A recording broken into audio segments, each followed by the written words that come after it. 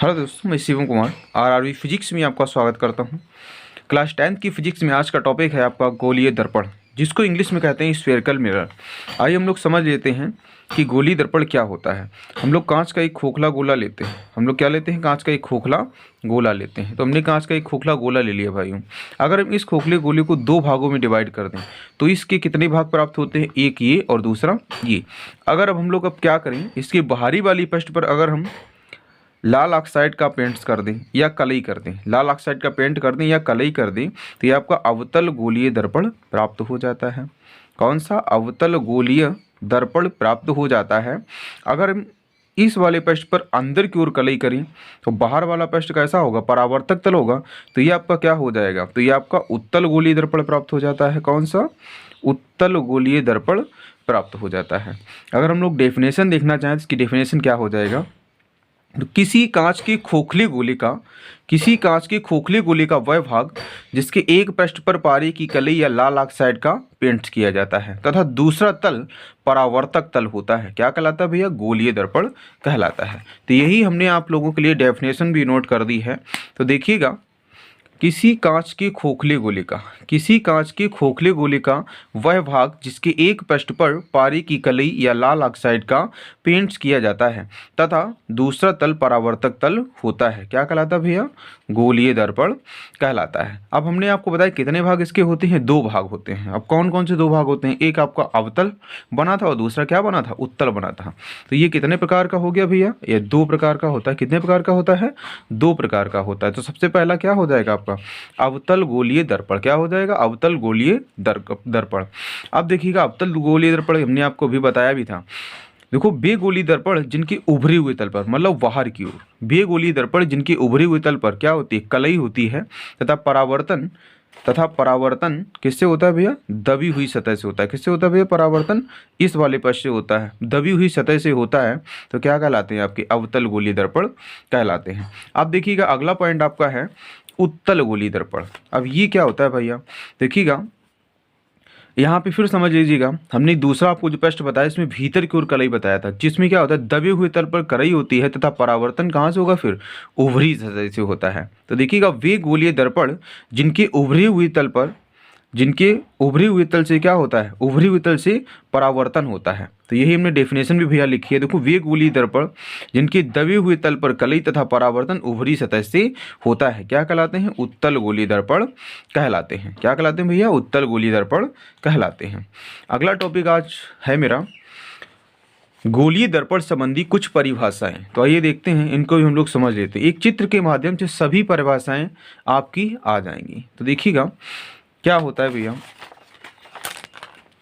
गोलीय दर्पण संबंधी कुछ परिभाषाएं। तो सबसे पहला टॉपिक आपका क्या है यहाँ पे? दर्पण का ध्रुव। तो देखिएगा, ये आपका गोलीय दर्पण हो गया। क्या हो गया? गोलीय दर्पण। क्या हो गया भैया? गोलीय दर्पण हो गया।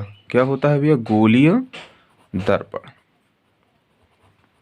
ये आपका हो गया गोलीय दर्पण। अब यहाँ पे देखिएगा भैया, हमें किसकी डेफिनेशन चाहिए? दर्पण का ध्रुव। तो देखिएगा, गोलीय दर्पण के परावर्तक तल का मध्य बिंदु, गोलीय दर्पण के परावर्तक तल का मध्य बिंदु क्या कहलाता है? दर्पण का ध्रुव कहलाता है। इसे P से प्रदर्शित करते हैं। यही हमने डेफिनेशन भी नोट की है।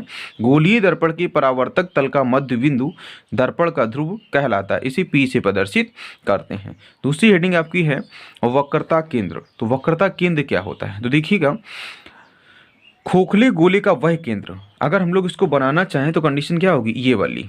तो अगर हम प्रकाल लें तो प्रकाल से एक ही चाप घुमा पाएंगे, तो वही क्या होगा? अगर हम इसको घुमाएंगे प्रकाल से एक चाप घूमेगा। तो खोखले गोले का वह केंद्र जिसका दर्पण एक भाग होता है, खोखले गोले का वह केंद्र जिसका दर्पण एक भाग होता है, क्या कहलाता है भैया? वक्रता केंद्र कहलाता है। इसे C से प्रदर्शित करते हैं। अब देखिएगा, अगला टॉपिक आपका इसी क्रम में है वक्रता त्रिज्या। तो इसी से हम लोग डेफिनेशन याद कर लेंगे। देखिएगा भैया, वक्रता केंद्र C और ध्रुव P के बीच की जो दूरी होती है, वक्रता केंद्र C और ध्रुव P के बीच की दूरी को हम लोग क्या कहते हैं? वक्रता त्रिज्या कहते हैं। इसे कैपिटल R या स्मॉल r से प्रदर्शित करते हैं। अगला आपका टॉपिक है भैया, देखिएगा, मुख्य अक्ष। कितनी डेफिनेशन आपकी हो गई? मुख्य अक्ष। चौथा आपका है, देखिएगा, मुख्य अक्ष क्या होता है? तो वक्रता केंद्र सी और ध्रुव पी को जो ये रेखा मिला रही है ना, तो वक्रता केंद्र सी तथा ध्रुव पी को मिलाने वाली रेखा मुख्य अक्ष कहलाती है।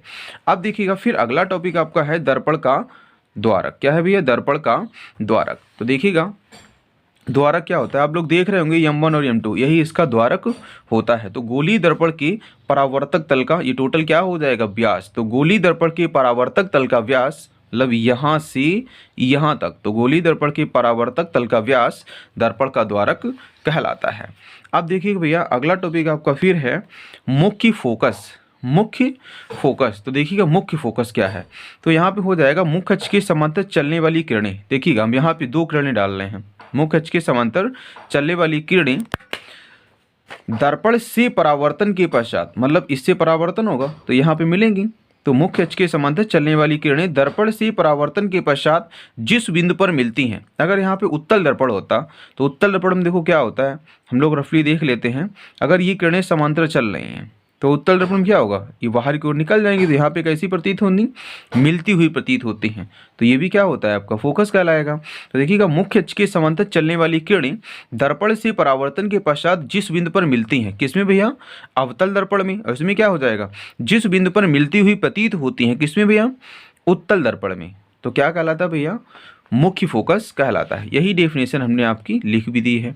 तो देखिएगा मुख्य अक्ष के समांतर चलने वाली किरणें दर्पण से परावर्तन के पश्चात जिस बिंदु पर मिलती हैं, किसमें? अवतल दर्पण में। अब देखिएगा अथवा जिस बिंदु पर मिलती हुई प्रतीत होती हैं, किसमें भैया? उत्तल दर्पण में। उस बिंदु को दर्पण का मुख्य फोकस कहते हैं। उस बिंदु को दर्पण का मुख्य फोकस कहते हैं। अब देखिएगा अगला टॉपिक आपका क्या है सीमकिरण में? फोकस दूरी। क्या भैया? फोकस दूरी। तो देखिएगा फोकस दूरी क्या होती है, हम लोग एकदम चित्र के माध्यम से समझ सकते हैं। तो देखिए अभी हमने आपको बताया मुख्य फोकस, ये क्या बताया आपको? ध्रुव पी।